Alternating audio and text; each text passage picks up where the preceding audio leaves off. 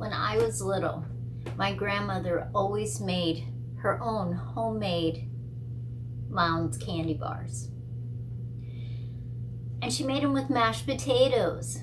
It's got coconut, mashed potatoes, powdered sugar, vanilla, a little bit of salt, and of course, melted chocolate over top. I'm going to show you how to make those today. There's lots of recipes online, but I always loved the kind that my grandmother made, so I thought I would show you. This is Sandy at Apple Cottage. I am Suburban Homesteader Wyoming / Arizona for a few months. And we are going to make Mounds candy bars. Sometimes she would make them round, and sometimes she would make them rectangle. I like milk chocolate, so I make mine with milk chocolate.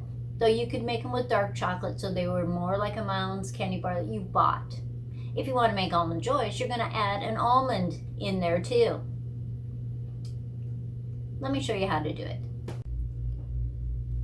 Here are the ingredients we're going to use today. 4 cups of powdered sugar, 4 cups of coconut flakes.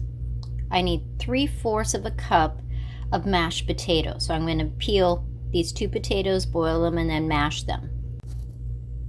We need 1½ teaspoons of vanilla, a 1/2 teaspoon of salt. I'm using Himalayan salt, but you could use any kind of salt that you wanted.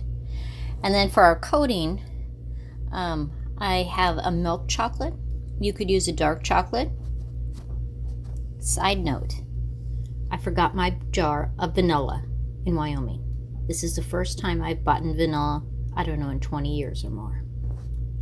The mashed potatoes, you don't want to add any milk or butter like you would with regular mashed potatoes you're going to eat. You just want to boil these up so that they're soft, and then drain almost all the water off. Not every bit of it, but you just want to mash them then. Use a potato masher, use a hand blender or mixer, just so that you get them mixed. But no butter and no milk in there. The potatoes are boiling away. It just has a little bit of water, and so we're going to blend it up with this mixer.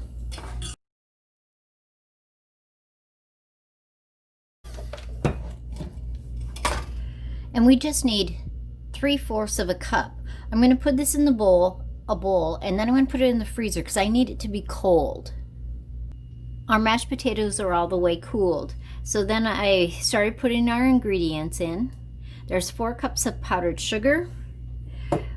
I have 2 cups of coconut in there, and there's the other 2 cups. We need 3/4 of a cup of mashed potatoes.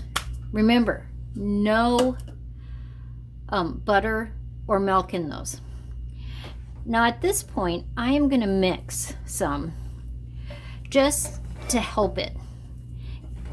And then we're going to add the salt, and we're going to add the vanilla. And I just want to incorporate those mashed potatoes into it before we add the other. I find it just easier. We're sprinkling 1/2 teaspoon of salt and 1½ teaspoons of vanilla. So I need another 1/2 teaspoon of the vanilla. I have to tell you, when you smell the store-bought vanilla, it's just a Walmart brand.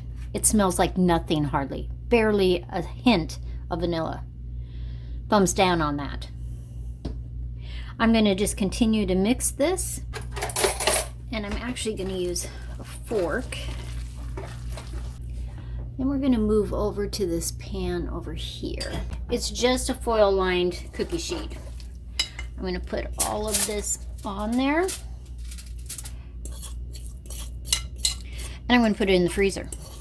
I'm going to spread it out and put it in the freezer for about a half hour or an hour, depending on what I'm doing.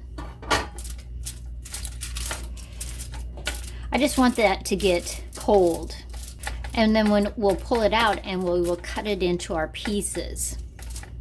Now some people will put this just in the refrigerator and just leave it overnight, but I just put it in the freezer. I've taken it out of the freezer and I'm just cutting rows and little sections. Now you could have them in squares. You could take it out and you could roll it in a ball, which I kind of like those too. But otherwise you can just have it like a rectangle, just like a Mounds bar. So you just shape it. So I'm going to just shape some and put them in the pan next to here.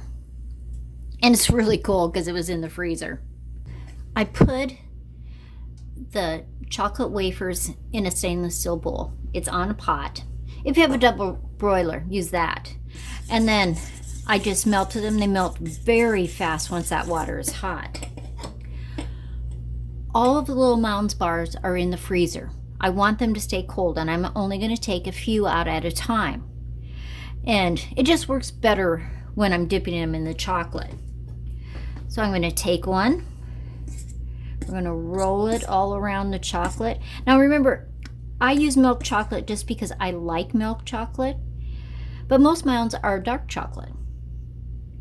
And I'm just going to shake it on my fork and put it over on the wax paper.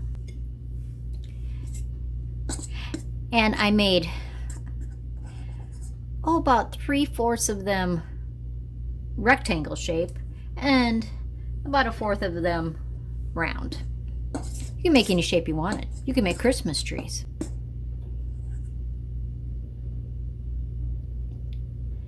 And then these are going to go in the refrigerator. You could put them in the freezer if you wanted, but I just put them in the refrigerator. And I always store them either in the refrigerator or the freezer. If it's going to be, if I'm storing them a long time, I'm putting them in the freezer. We have to pick our winner of the peanut brittle. So let's see who our winner is. Let's pick our winner from last week. Vicky O. And she wrote candy, and that was what you had to write in there, or some kind of sentence that said candy. So Vicky, I will send you a little message, and I need your address so I can mail you the peanut brittle. Well, congratulations, Vicky. I'm excited for you. And I will send you this container of peanut brittle as soon as I get your address. Now, last week's winner has still not contacted me. I sent them a message twice. I did it once on the video. I sent it through their YouTube. So if I don't have any response from them, because it's all boxed up and wrapped up and boxed up, next week I'm going to draw again, and that person that wins next week will get both Mounds candy bars and fudge and candy pretzels. So Vicky, contact me right away. My email is always in my about section, and it's always in the description boxes. And I hope you guys have a great day. Next week, I'm not doing candy. I am gonna make some cookies. Now, not just regular cookies. My mom had given me years ago this set of cookie cutters, I guess you would call them. But when you make the sugar cookies, you pile them one on top of another, and it makes a little cookie tree. And then you decorate it, and I'm going to show you how to make that. As always, like, subscribe, share with the world. I hope you're having a great time. 77 degrees down here today. I'll see you again.